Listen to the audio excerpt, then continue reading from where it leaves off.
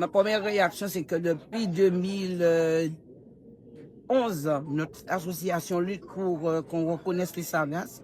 Et malheureusement, il y a déjà eu successivement au moins 5 à 6 préfets qui nous répètent la même chose, qui nous disent qu'il y a des études en cours, on verra, ils parlent dans le futur, mais nous, on a besoin de concrétisation, on a besoin de savoir qui s'occupe de nous, parce que nous souffrons et pour la santé et pour le matériel qu'on a chez nous, mais surtout la santé parce que c'est très important et on ne sait pas qu'est-ce que ça va faire dans le temps.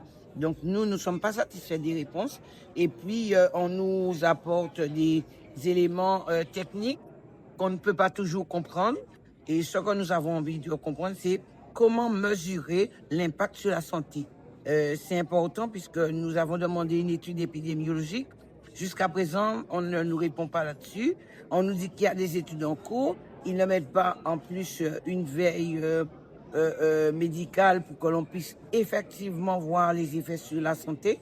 Et donc nous sommes là, nous sommes dans l'expectative, nous regardons et nous ne comprenons pas. La grande priorité, c'est de protéger la population. C'est-à-dire, que ce soit par des barrages ou ailleurs, il y a d'autres expériences. Moi, je suis persuadée que si si c'était à Nice ou ailleurs, l'État aurait déjà fait plus. Mais comme c'est les îles, donc on dit, bon, les gens vont se satisfaire de ce qu'on leur donne.